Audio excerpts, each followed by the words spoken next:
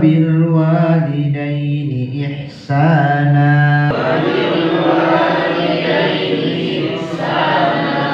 وزدون أنفسكم من دياركم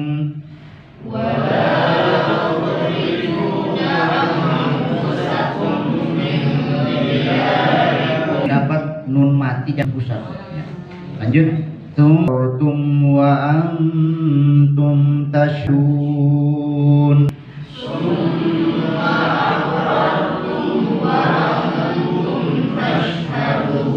Aqrartum kok itu masuk kelas. Berarti kalau dia mati ditekan. Jadi bacanya aqrartum, bukan akrartum tapi aqrartum.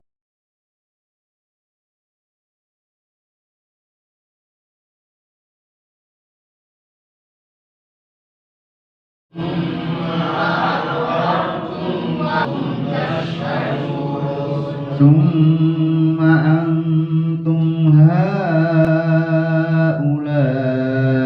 taqtuluna anfusakum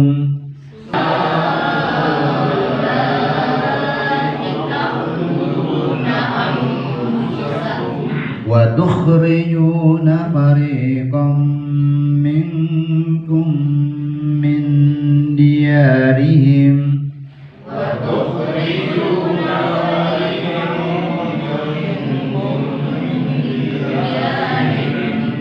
tazaharuna alaihim bil ismi wal udwan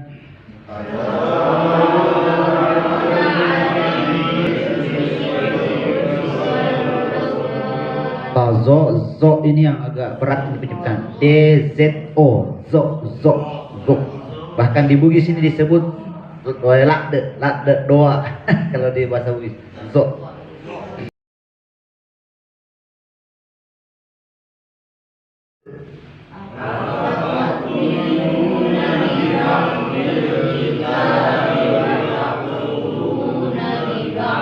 Fama jankum illa hizyun fil hayatid dunya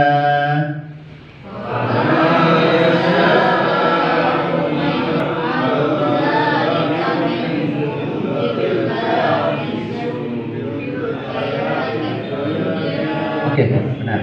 Yaumal qiyamati yu'duna ila asyaddil azab.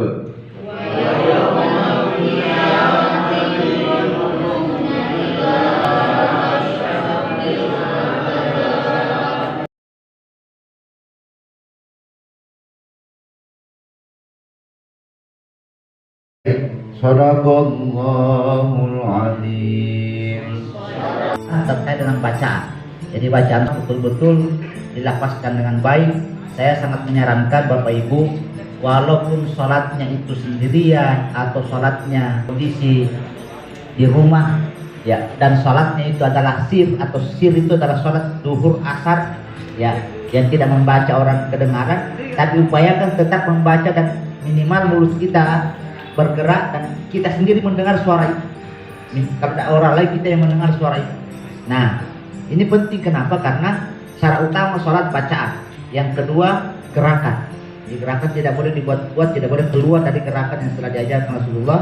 Yang ketiga adalah sunnah. Walaupun gerakannya ada tapi tidak tumak ini juga batal sholat. Contoh misalkan sujudnya belum selesai bagus-bagus, sujudnya langsung bangun lagi. Ini harus betul-betul diperhatikan karena meninggalkan rukun berarti membatalkan sholat. Ya, lanjut terkait dengan sujud sahwi. Ya, sujud sahwi adalah sujud karena lupa meninggalkan rukun. Itulah sebabnya perlu dipelajari, dibedakan yang mana rukun, yang mana sunnah, yang mana syarat. Ya, karena kalau meninggalkan sunnah tidak perlu sujud sahwi, tapi kalau meninggalkan rukun berarti itu dianggap harus menambah salatnya karena dianggap lupa. Yang pertama yang menyebabkan kita kena sujud sahwi adalah ketinggalan tasyahud pertama. Ya, jadi kalau misalkan lupa salat maghrib, lupa tasawuf pertama, langsung dilanjutkan 3. Tidak tasawuf pertama berarti sesudah sholat sebentar langsung sujud sahwi. Kemudian dipakai untuk berkurban. Ini kebetulan momennya. Pertama adalah domba. Ya, domba ini sudah mulai sangat kurang tapi yang paling utama sebenarnya domba, lebih utama daripada kambing. Kenapa? Karena yang dikurban pertama oleh Nabi Ibrahim adalah domba. Ya, domba. Lanjut, kalau domba berumur 1 tahun lebih atau sudah pernah ganti gigi. Ya, jadi kalau misalkan tak cukup umurnya, tak apa, yang penting sudah pernah ganti gigi. Ya, berganti. Nah, yang sekarang jadi masalah dan sering muncul pertanyaan, bagaimana kalau pada hari ke-7 itu anaknya dan ibunya belum bisa keluar rumah sakit karena sesar? Apakah ada pilihan hari lain?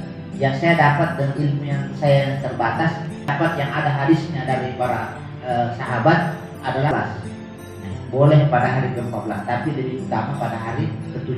Kalau ada hal-hal yang menghalangi lalu kemudian tidak bisa berakikah pada hari ke-7, maka pilihannya pada hari ke-14.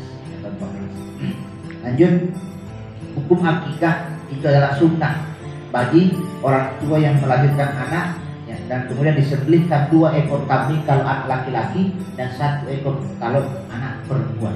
Boleh kambingnya jantan, boleh betina. Ya, saya waktu melahirkan anak, ekonomi saya kurang mampu, hanya 1 jantan 1 betina. Yang penting kambing.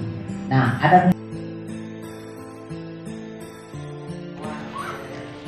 upayakan pada saat kita kalau sempat hadir di tempat pemotongan, pada saat akan dipotong kurban ini, kita berdoa. Nah, doa yang dibaca itu sambil kita menghadap ke kiblat. Ini baca jadi sholat dan seterusnya kita baca. Dan menurut pendapat Ustaz bagaimana itu terkait hal itu? Kemudian pertanyaan yang kedua, terhadap anak yang melihatkan pada masa orang tuanya diperlukan, itu kan yang dipahami boleh. Nah, tapi untuk apa namanya meniatkan atau mendoakan terkait kita memberikan meniatkan kepada itu pada orang itu ada orang tua kita sudah meninggal, kan orang tua kita sudah meninggal. Kemudian kami anak-anaknya itu meniatkan untuk mertua juga ke orang tua. Misalnya saya sebagai perempuan yang bekerja, saya niatkan untuk almarhum ayah saya gitu.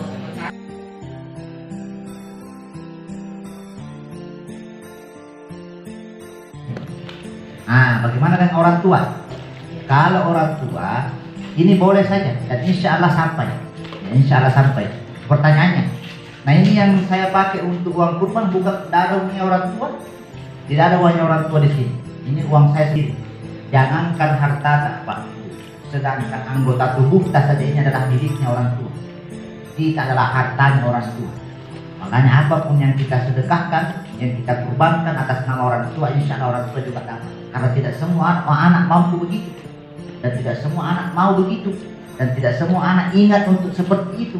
Untuk orang tua, maka insya Allah sampai dan itu diperbolehkan. Ya,